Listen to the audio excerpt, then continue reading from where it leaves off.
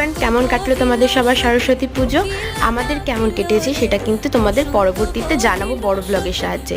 আর কেমন রেডি হয়েছিলাম সেটা দেখানোর খুব ইচ্ছে ছিল, কিন্তু এই যে বাড়িতে পুজো থাকলে যা হয়, ব্যস্ততার মধ্যে অত কিছু দেখাতে পারলাম না।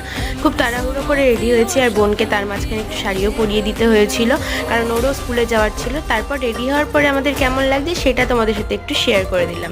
তোমরা অবশ্যই জানিও যে কেমন লাগছে, আর তোমরা কেমন রেডি হয়েছিল সেটাও কমেন্ট করে জানাতে পারো। আর যাদের উচ্চ মাধ্যমিক শুরু হয়ে যাচ্ছে, জানি এবার তারা খুব একটা বেশি ঘুরতে পারোনি, কিন্তু মন খারাপ করো না, আমিও কিন্তু বাড়ির বাইরে কোথাওই যাইনি। তো যাই হোক, সবাইকে বেস্ট অফ লাক, সবাই ভালো করে এক্সাম দিও। আর আমার এই লুকটা যদি ভালো লাগে অবশ্যই কমেন্ট করে জানিও।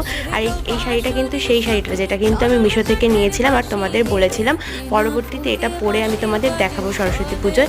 তো শাড়িটা পরে আমাকে কেমন লাগছে সেটাও কিন্তু একদমই জানাতে ভুলো না। আজকের মতো এই পর্যন্ত। ভিডিওটা ভালো লাগলে লাইক করো। Tata, bye bye.